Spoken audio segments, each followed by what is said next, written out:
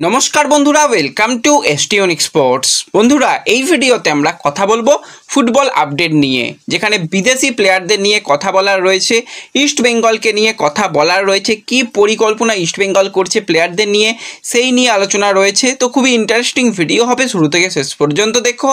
আর video ভালো লাগলে সকলে একটু লাইক শেয়ার করে দিও, আর যারা চ্যানেলে প্রথমবারের জন্য এসেছো মনে করে চ্যানেলটাকে সাবস্ক্রাইব করে নিও, তাহলে প্রিয় দলের খেলার সমস্ত আপডেট তোমরা এখানে পেয়ে যাবে। তো চলো আর দেরি না করে ভিডিও শুরু করা যাক। তো প্রথমেই যদি আমরা ইস্ট বেঙ্গলকে নিয়ে কথা বলি, তো ইস্ট বেঙ্গল কিন্তু CFL champion, back to back champion হয়ে যাওয়ার পর বিনো জর্জ কিন্তু একটা ভালো মন্তব্য করেছে ইস্ট বেঙ্গল দলকে নিয়ে। কারণ সিএফএল কোনো দিনই এমন টুর্নামেন্ট ছিল না যেখানে আন্ডার-23 প্লেয়ারদের খেলাতে হবে বা এরকম কিছু নিয়ম ছিল না। নিয়ম এখন নতুন নতুন তৈরি হয়েছে যে পুরোপুরি ইন্ডিয়ান প্লেয়ারদের দিয়েই খেলাতে হবে। আগে তো বিদেশি প্লেয়াররাও খেলতো, আর এখন আবার নতুন নিয়ম তৈরি হয়েছে এই বছরে, যেটা কার্যকর হলো যে 6 জন বঙ্গ সন্তানকে দিয়ে কিন্তু খেলাতে হবে। প্লেয়িং 11-এ যেন 6 জন বঙ্গ সন্তান থাকে সেইভাবেই খেলাতে হবে। তো বিনো জর্জ যখন এই বছরে সিএফএল এর প্রথম শুরু করেছিল তখন কিন্তু দেখতে গেলে ইস্ট বেঙ্গলের পারফরমেন্স একটুখানি খারাপই হচ্ছিল, কারণ শুরুতেই ফলাফল পাওয়া যায় না। যত প্লেয়াররা খেলবে নিজেদের মধ্যে বোঝাপড়া তৈরি হবে ততই ভালো খেলা দেখা যায়। এবং সেই সময় কিন্তু গো ব্যাক বিনো এই স্লোগানও বিনোকে শুনতে হয়েছিল, কিন্তু বিনোর জায়গাতে একদম ঠিক ছিল যে আমি আমার প্লেয়ারদের থেকে কিন্তু পারফরমেন্স বার করে আনতে পারবো, প্লেয়ারদের উপর সেই ভরসা রয়েছে।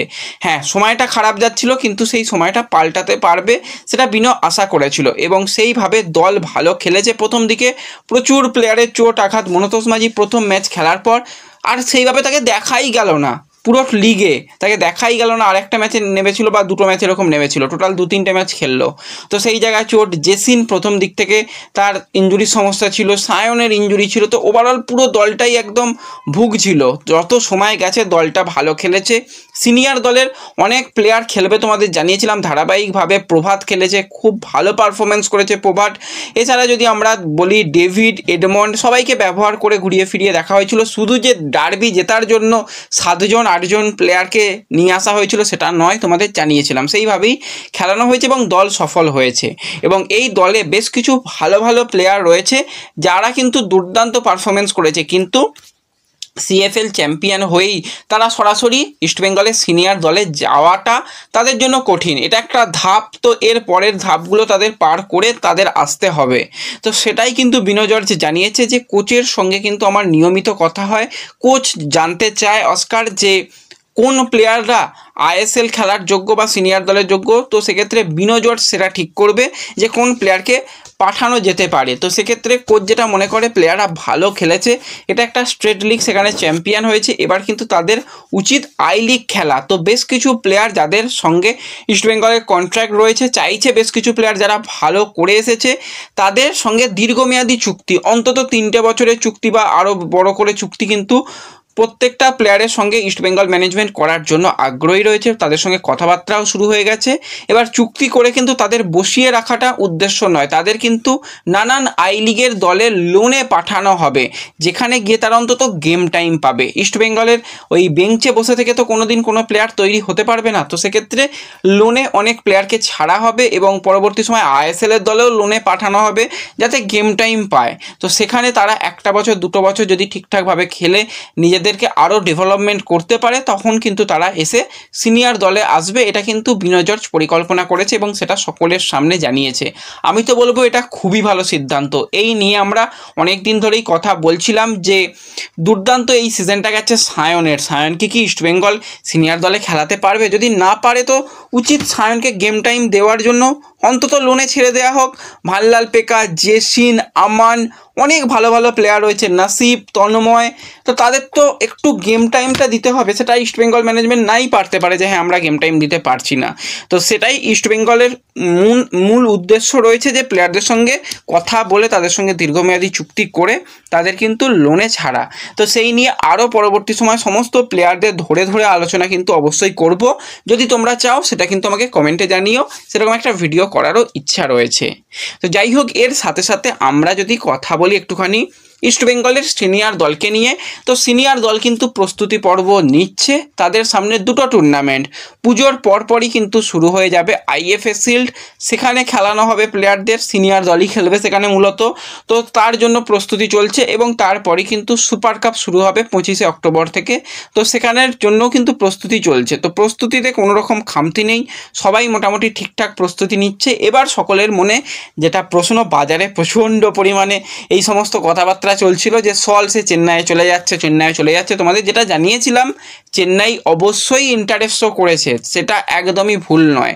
কিন্তু ইস্টবেঙ্গল ম্যানেজমেন্ট যদি সলের বিকল্প প্লেয়ার পেয়ে যায় তবেই তো সলকে ছাড়বে, তার আগে তো সলকে ছাড়ার কোনো চিন্তাভাবনাই নেই। তো সেক্ষেত্রে এখনই সলকে ছাড়া হচ্ছে না, অন্তত সুপার কাপ পর্যন্ত সল থাকবে।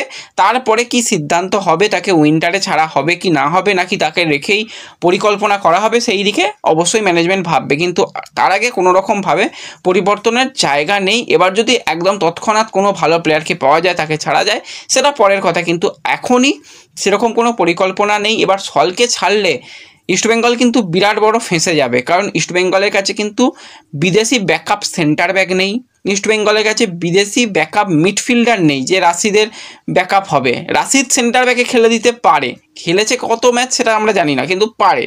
তো সেক্ষেত্রে যদি ব্যাকআপ না পাওয়া যায়, তো সেক্ষেত্রে প্লেয়ার ছাড়া একদমই উচিত নয়। তো সেই জায়গায় চেন্নাইন এফসি তারা চেষ্টা করেও যখন দেখছে যে এখন হচ্ছে না ডিল, তারা তো সুপার কাপকে ভালো কিছু করার চেষ্টা করছে, সেখানে দল গঠন তারা শুরু করে দিয়েছে। তো সেক্ষেত্রে তোমাদের যেরকমটা জানিয়েছিলাম, কার্ল ম্যাকিউ 32 বছর বয়সী আয়ারল্যান্ডের এই প্লেয়ার, সে কিন্তু ফ্রি রয়েছে, তাকে তো নিতে কোনো রকম সমস্যার ব্যাপারই নেই এবং তার মার্কেট ভ্যালুও যথেষ্ট কম। তো সেক্ষেত্রে কার্লের সঙ্গে কিন্তু 1 বছরের চুক্তি কিন্তু চেন্নাইন এফসি প্রায় কমপ্লিট করে ফেলেছে। কিছু পেপার ওয়ার্ক বাকি রয়েছে, সেটুকু হয়ে গেলে কিন্তু অফিসিয়ালি চেন্নাইন এফসির প্লেয়ার হয়ে যাবে কার্ল, এবং তাকে কিন্তু আমরা আসন্ন মরশুমে চেন্নাইনের জার্সি গায়ে দেখতে পাবো এবং অফিসিয়াল আপডেটও হয়তো এসে যাবে খুব তাড়াতাড়ি। এবং এর সাথে সাথে চেন্নাইকে নিয়ে যখন কথা বলছি, তো চেন্নাইন এফসিকে নিয়ে আবারও একটা নতুন জল্পনা যে ড্যানিয়াল চিমাচুকু চেন্নাইন এফসিতেই থাকছে, সে অন্য কোথাও যাচ্ছে না। তার অন্য কোথাও যাওয়ার কারণটা কিন্তু আমি খুঁজে পেলাম না। অলরেডি চেন্নাইন এফসির সঙ্গে 2026 সাল পর্যন্ত চুক্তি ছিল ড্যানিয়াল চিমাচুকুর। তো সেক্ষেত্রে তাকে তো কোনো রকমভাবে ফ্রি করে দেওয়া হয়নি বা তার কন্ট্রাক্ট তো শেষ হয়নি। 2 বছরের ডিলে সে এসেছিল, 1 বছর হয়েছে এবং সেখানে 1 বছরে ভালো পারফরমেন্স হয়নি। অনেক প্লেয়ারকেই চেন্নাইন এফসি ছেড়ে দিয়েছে। তো সেক্ষেত্রে কনর সিল্ড, তারপরে রায়ান এডওয়ার্ডস, তাছাড়াও আরও যে সমস্ত লুকাস ব্রামবিলার মতন প্লেয়ারদের ছেড়ে দিয়েছে, কিন্তু এই প্লেয়ারকে ছাড়ছে না, কারণ স্ট্রাইকার এখন ভালো মানের পাওয়াটা চাপের ব্যাপার।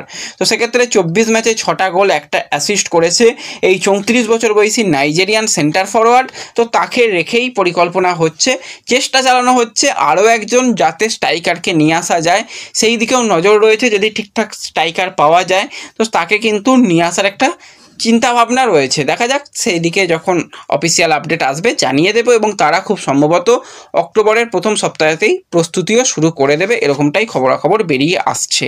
তো এই ভিডিওতে এটুকুই আপডেট শেয়ার করার ছিল। ভিডিও ভালো লাগলে লাইক শেয়ার করে দিও, চ্যানেলে প্রথমবারের জন্য এলে সাবস্ক্রাইব করে নিও। দেখা হবে পরবর্তী ভিডিওতে, ধন্যবাদ।